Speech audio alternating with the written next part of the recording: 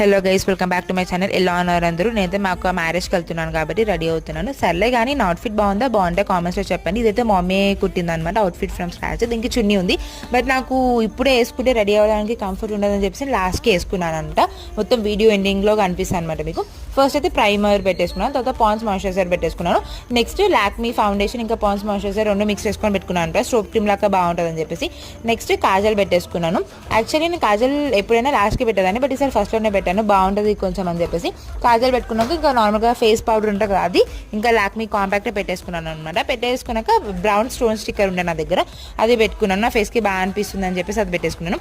తర్వాత lip balm ఇంకా liquid మ్యాటీ lipstick పెట్టుకున్నాను అనమాట.